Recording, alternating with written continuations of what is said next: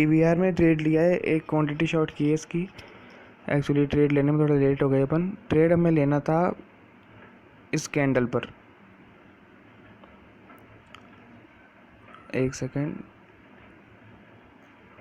1411.95 के आसपास, और हमारी एंट्री हुई 1410.10 पर। फ़िलहाल 10 पैसे का प्रॉफिट। अपडेट करता हूँ आपको। तो ये जो लाइन ड्रॉ की है, ये इसका काफ़ी अच्छा सपोर्ट बन रहा है।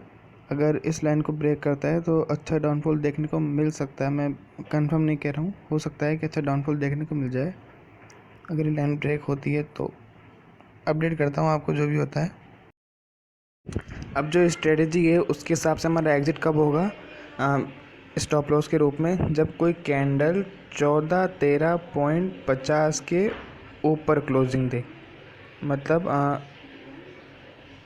इस कैंडल का हाई, जब कोई कैंडल इस कैंडल के हाई के ऊपर क्लोजिंग दे, विक बनाकर नहीं, क्लोजिंग दे पूरी, जैसे 14 एक सेकेंड, 1413.55 52 53 अगर ऐसे क्लोज होती है तो वो हमारा एग्ज़िट होगा। ऐसे नहीं कि विक बनाया ही ऊपर और कैंडल नीचे क्लोज हो रही है, तो वो हमारा एग्ज़िट होगा नहीं। तो फ़िलहाल लॉस दिखा रहा है शायद, 30 पैसे का लॉस, 10 पैसे का प्रॉफिट दिखा रहा है। तो मैं अपडेट करता हूँ आपको। तो लाइन के काफ़ी करीब आ चुका है ये।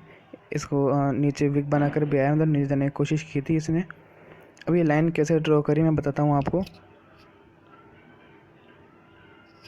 ये देखो, ये जो कैंडल के बड़े बड़े लो बन रहे हैं, बड़े बड़े विक बन रहे हैं, इसका क्या मतलब है कि कैंडल नीचे गया पर उस रेंज को जहाँ जहाँ उसने विक बनाई उसको नहीं तोड़ पाया और ऊपर आकर क्लोज़ हुआ। इसका मतलब क्या है कि वहाँ पर सपोर्ट है। तो जैसे ही लाइन अपन वहाँ से, एक सेकेंड रुको दिखाता हूँ आपको।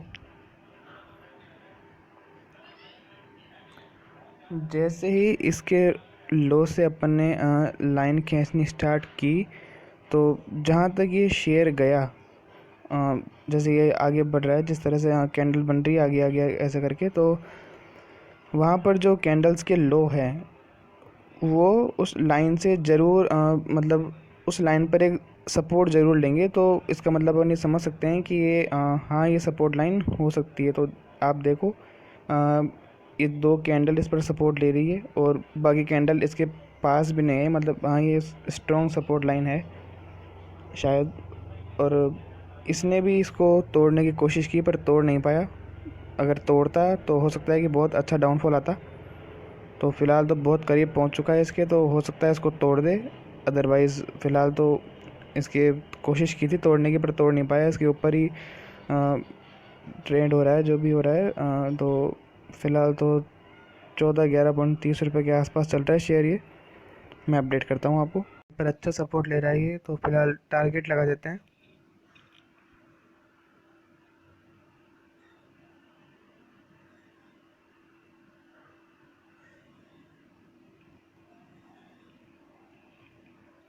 तो टारगेट लगाते हैं 1406.50 के आसपास का, या 1406.50 पर अपना जो है वो टारगेट होगा।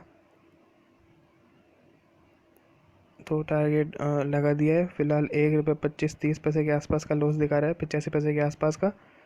उस लाइन को ब्रेक करने की अच्छी कोशिश कर रहा है पर उस पर सपोर्ट ले रहा है ये। ब्रेक करता है तो हो सकता है अच्छा डाउनफॉल देखने को मिले। तो अगर हो सका तो फिर स्टॉप लॉस ट्रेल करेंगे अपन।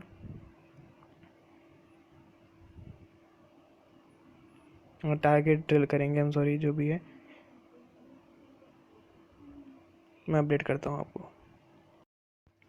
तो ये लाइन को तोड़ने की कोशिश कर रहा है, लेकिन ये देखो रेड कैंडल बनी, नीचे विक बनाया, ये देखो, और फिर इस पर सपोर्ट लेकर ऊपर गई। मतलब ये अच्छी सपोर्ट लाइन है, इसको तोड़ने की कोशिश कर रहा है। अगर नीचे क्लोज करता है तो हो सकता है अच्छा डाउनफॉल देखने को मिल जाए। कोशिश तो ये कर रहा है। अगर अभी इसको ब्रेक करता है, इसके नीचे क्लोज होता है, तो हमें हमारा टारगेट जो है 1406.50 का, वो इजीली मिल जाएगा। क्योंकि यहाँ पर ये देखो पिवट पॉइंट्स लगाए मैंने, तो ये पिवट पॉइंट है। ये भी सपोर्ट रेजिस्टेंस का काम करता है। आई एम सॉरी,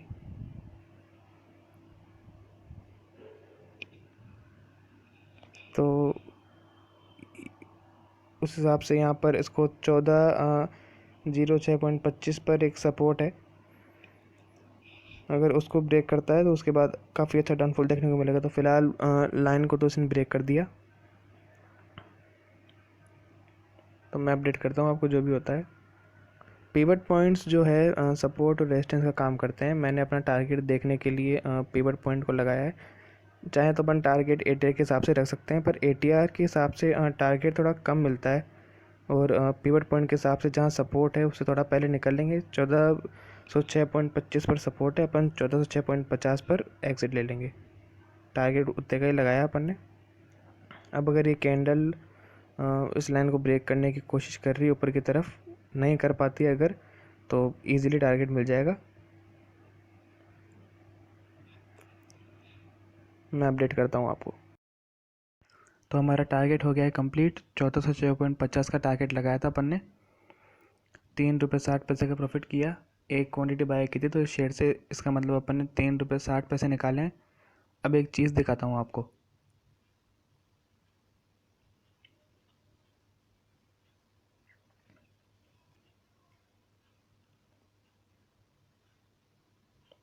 ट्रेड उसी स्ट्रेटजी से लिया था मैंने, ठीक है।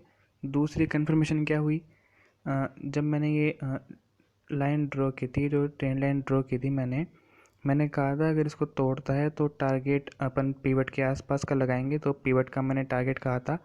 तो ये देखो, इस कैंडल ने इस लाइन के नीचे क्लोजिंग दी थी, और मैंने टारगेट के लिए कहा था कि पिवट पॉइंट्स लगा रहा हूँ मैं। ये पिवट पॉइंट जो है ये सपोर्ट रेजिस्टेंस का काम करते हैं। तो ये जो नेक्स्ट पिवट है, वाइट कलर की लाइन दिख रही है आपको, ये 1406.25 पर था। तो मैंने उससे 25 पैसे पहले का टारगेट लगाया था निकलने के लिए 1406.50 का, जो कि हिट हो गया। अब उसके बाद देखो, जैसे ही ये पिवट के पास पहुंचा, पिवट से सपोर्ट लिया, उसके बाद दोबारा पिवट के आसपास ये आया ही नहीं। बीच में लाइन, ट्रेंड लाइन और पिवट के बीच में ये बस ट्रेड कर रहा है। तो अब आप क्या कर सकते हो, जो स्ट्रेटजी है अगर उससे भी नहीं चलते तो ट्रेंड लाइन ड्रॉ करना मैंने बता दिया आपको। तो अगर आप थोड़े दिनों में मैं ट्रेंड लाइन के ऊपर और एक वीडियो लेके आऊँगा।